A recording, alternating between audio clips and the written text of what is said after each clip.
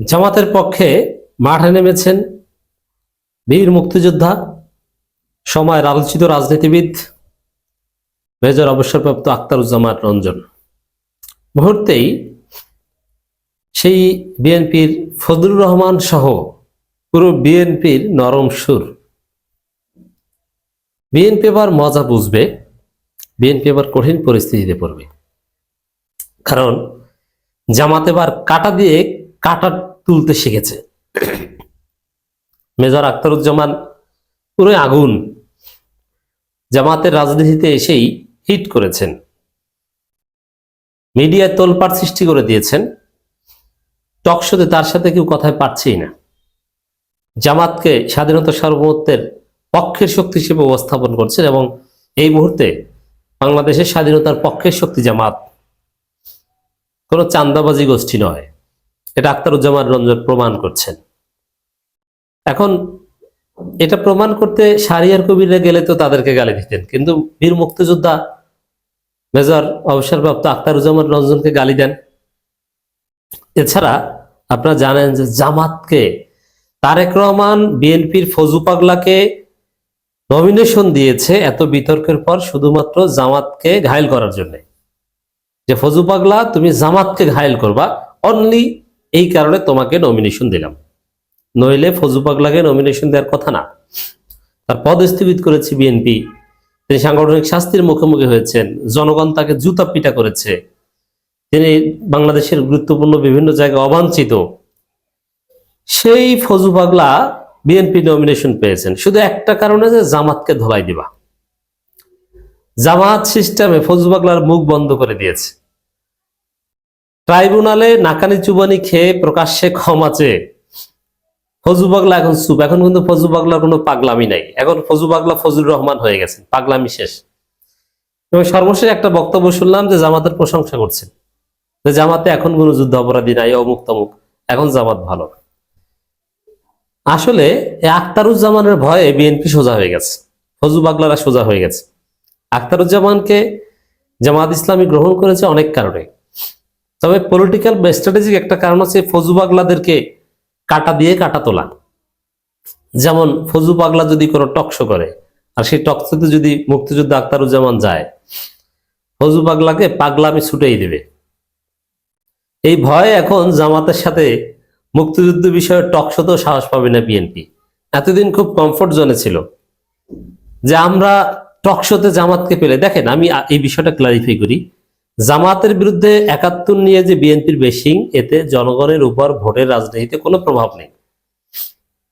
আওয়ামী লীগের আমলে কিছুটা ছিল, কিন্তু এখন কোনো প্রভাব নেই, কারণ এটা বিএনপি বলছে। বিএনপি তো রাজাকারদের দল, বিএনপি তো ৭১ সালে ছিলই না। বিএনপি প্রতিষ্ঠিত হয়েছে মুসলিম লীগ এবং রাজাকারদের হাত ধরে। অতএব বিএনপি মুক্তিযুদ্ধ ব্যবসা করতে পারে না, এটা হয় না।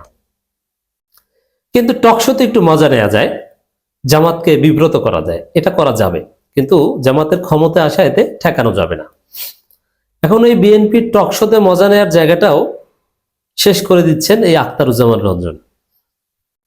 ৭১ নিয়ে টকশো করবেন, ফজু পাগলা ভার্সাস জামাত, ঠিক আছে, ফজু পাগলা ভার্সাস আখতারুজ্জামান, কেমন হবে? তো দর্শক, এটা বিএনপি টের পেয়েছে, যার ফলে ফজু পাগলা অনেকটা সোজা হয়ে গেছে। এখন আর সেই পাগলামি করে না, পাগলা তিতা মিডিয়া বোঝা শুরু করেছে। আখতারুজ্জামান রঞ্জন তিনি রাজপথে নেমেছেন। তিনি এতদিন জামাত ইসলামীতে যোগ দিয়ে জাস্ট মিডিয়ার মধ্যে সীমাবদ্ধ ছিলেন, কিন্তু না, এবার মাঠে নেমেছেন। মাঠে নেমে তিনি বলছেন জামাত আশ্রয় না দিলে রাস্তায় পড়ে থাকতে হতো। এখন জামাত যেমন একটা হীরার টুকরা, যদি রাস্তায় পড়ে থাকে, মাটির নিচে ডাস্টবিনে পড়ে থাকে, ওটার কোনো দাম নেই। কিন্তু হীরার টুকরাটা আপনি যদি আইডেন্টিফাই করে কোনো শপিং কমপ্লেক্সে নিয়ে যেতে পারেন, তখন ওটার দাম কোটি টাকা। আখতারুজ্জামান রঞ্জনের ক্ষেত্রে এটাই। তিনি বীর মুক্তিযোদ্ধা এবং একই সাথে তিনি সাবেক সংসদ সদস্য, তার অনেক নেম এন্ড ফেম আছে, তিনি কথা বলতে পারেন। জামাত এটাকে কাজে লাগাচ্ছে, বিশেষ করে মুক্তিযোদ্ধা এবং কোনো ফৌজদারি মামলার আসামি নন, তিনি ক্লিন ইমেজের লোক। তার রাজনৈতিক দলবদল নিয়ে নানান বিতর্কিত মন্তব্য আছে, কিন্তু তিনি তো কোনো জেলখাটা ব্যক্তি না, তিনি বিএনপি নেতাদের মতো তো সাজাপ্রাপ্ত রাজাকার না, তিনি তো কোনো রাজাকার পুত্রও না মির্জা ফখরুল কিংবা আমির খসরুর মতো, তিনি একজন বীর মুক্তিযোদ্ধা। তো এই জায়গায় ওই হীরার টুকরার মতো রাস্তায় পড়ে থাকতেন, জামাত কুড়িয়ে এনে ওটাকে এখন কোটি টাকার মূল্য বাড়িয়েছে। জামাতেরও অনেকে নাক সিটকান যে একে কেন নেওয়া হয়েছিল। আরে একে কেন নেওয়া হয়েছে এটা বিএনপি জানে, যে বিএনপির কেমন লাগছে, বিএনপির কলিজা ছিঁড়ে যাচ্ছে যে বীর মুক্তিযোদ্ধা আখতারুজ্জামান রঞ্জন জামাতে যোগ দিয়েছে। তো কিছুদিন পর জামাতকে রাজাকার বলে অঘোষিত বা ইনফরমাল বক্তব্য দিলেও দেখবেন যে জামাতের 1101 মুক্তিযোদ্ধার প্রতিবাদ, বিবৃতি দেয় না যে 101 বুদ্ধিজীবীর প্রতিবাদ, 101 বিশিষ্ট ব্যক্তির প্রতিবাদ, ওই রকম 1001 জন বিশিষ্ট মুক্তিযোদ্ধার প্রতিবাদ। জামাতে এই মুহূর্তে প্রায় 10,000 সক্রিয় জামাত আছে যারা মুক্তিযোদ্ধা, 10,000। 2014-15 সালের দিকেই 6,000 ছিল, এখন সেটা 10,000 ছাড়িয়েছে কমপক্ষে। আখতারুজ্জামান রঞ্জন বিএনপির মুক্তিযুদ্ধ ব্যবসা জামাত বিরোধিতার জায়গায় এটা খেয়ে দিবেন, অতএব এটা অত্যন্ত তাৎপর্যপূর্ণ।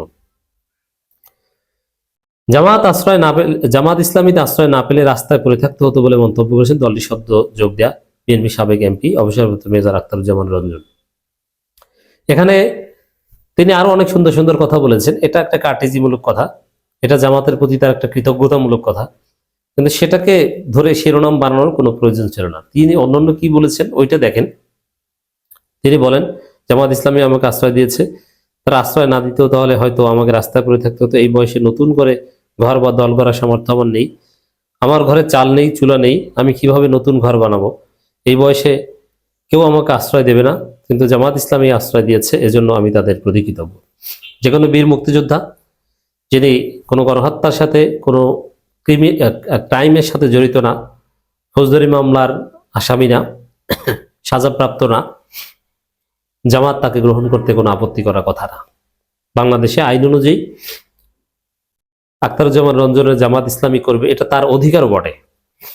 কারণ যদি তিনি জুলাই আন্দোলনের কোনো মামলার আসামি হতেন তাহলে ভিন্ন কথা ছিল। কিশোরগঞ্জের কটিয়াদি উপজেলার কচিহাটা কলেজ মাঠে ওসমান হাদির শোক সভায় তিনি এসব কথা বলেন। এই কিশোরগঞ্জেই আছে ফজু পাগলা। এখন আমি বিশ্বাস করি ফজু পাগলা সহ পুরো বিএনপি ভয় কাঁপছে, থরথর করে কাঁপছে। বিএনপির দালাল ইনকিলাব পত্রিকার ভাষায় আখতারুজ্জামান বলেন, আমি সিদ্ধান্ত নিয়েছি জামাত ইসলামী কষ্ট পায় এমন কথা কখনো বলবো না, প্রয়োজনে আমার জিহ্বা কেটে ফেলবো, কারণ তারা আমাকে আশ্রয় দিয়েছে, আমি তাদের ভালো মন্দের সঙ্গেই থাকবো, জামাত তাদের রাজনীতি করবে, এগিয়ে যাবে। তিনি আরো বলেন, আজ হঠাৎ করে দেখছি আমার দাম বেড়ে গেছে, বিএনপির অনেক বন্ধু ফেসবুকে আমাকে নিয়ে লেখালেখি করছেন, এতে আমি সুক্রিয়া জানাই। তারা এখন বুঝতে পারছেন আমি তাদের ঘরের একটি মোটা খুঁটি ছিলাম, আমি নিজ দল ছেড়ে আসিনি, আপনারাই আমাকে বের করে দিয়েছেন। গত 3 বছর আমার সঙ্গে কোনো সম্পর্ক রাখেননি, এমনকি বিয়ের দাওয়াতও দেননি, আজ আমাকে গালাগালি করছেন, এতেও ভালো লাগে, কারণ বুঝি আপনারা আমাকে নিয়ে ভাবছেন।